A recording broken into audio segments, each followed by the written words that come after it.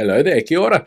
It's really common for people to mix up media bias and media not reporting the truth. And there's a few reasons for that, like the fact that we're actually not really all that well trained to spot the difference, or our own biases leading us to see media bias a certain way, or the worldview and lived experiences of the writers, and sometimes deliberate misdirection from media outlets and those behind it. Yesterday, we saw a great example of this in action over a news story involving this woman, Janet Dickson. Last year, Dickson applied for a judicial review on the decision of the Real Estate Agents Authority to deny her an exemption to a legally mandated course so that she could retain her license as a real estate agent after initially refusing to do the course. The 90-minute course, called Te Kakano, is a professional development course which covered a broad overview on Māori culture, customs, language, and te tiriti, as it relates to the work that real estate agents do. Now, her argument that the Agents Authority course conflicted with her personal beliefs, that this course should not be mandatory because she does not deal with Māori land, and impinged her freedom of expression by forcing her to do so, well, that wasn't upheld by the courts, which means she's now facing a 5-year ban from being able to work as a licensed estate agent. This whole thing is like blood in the water to Hobson's pledge, who jumped on the bandwagon and made her their latest pin-up in their fight against quote-unquote woke madness. Because learning to be more culturally aware of some of the backgrounds of the people who may be buying or selling with you is clearly woke. In response to the woke madness on display, Associate Minister for Gun Violence Nicole McKee wrote to the Agents Authority to point out her displeasure at the court's rulings. After her little bitch session about Wellington Water looking for staff who understand the role of te tiriti earlier this week, it's clear that for McKee, upholding the treaty means complaining about it every time it gets mentioned and trying to make our founding document just another part of ACT's little culture war. Anyway, 2 of our mainstream media outlets ran stories on this, the Dickson thing, not the water thing, and they both covered the facts within the stories. But 85% of readers form an opinion based on the headline alone. It's something we call the science post effect.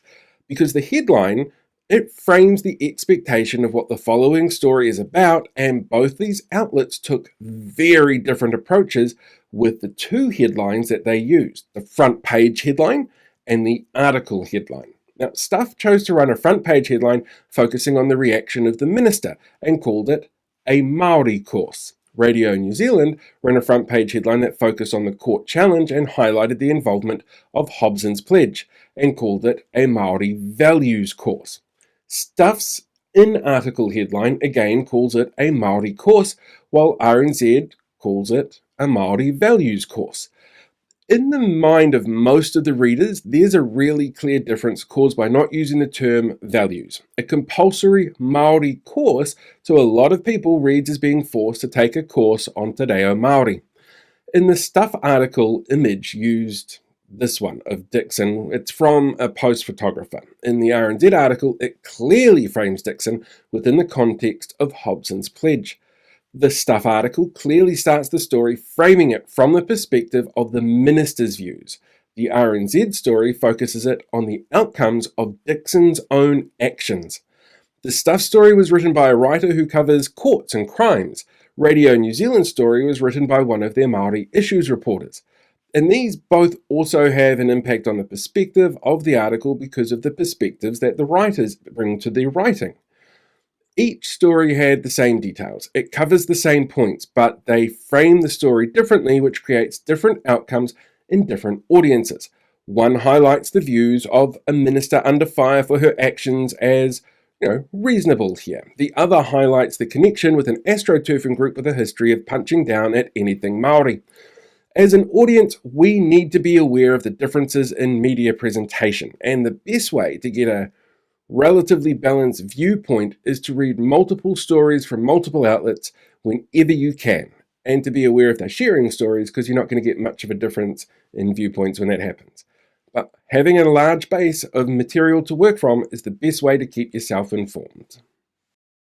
Hey there, podcast listener. Thanks for checking out today's episode. I think it's a microcast if it's this small, but Who knows? It depends on what I've tagged this onto the end of. And I'm going to be recording this in January and probably still using it in October. So who knows what I said back then. Anyway, now that you have reached the end, it gives you a few options on what you can do next, which are actually pretty easy options to follow if you want to. There's a link in my bio to my link tree, and it'll take you to wherever you want to go. You can check out my TikTok or my YouTube page.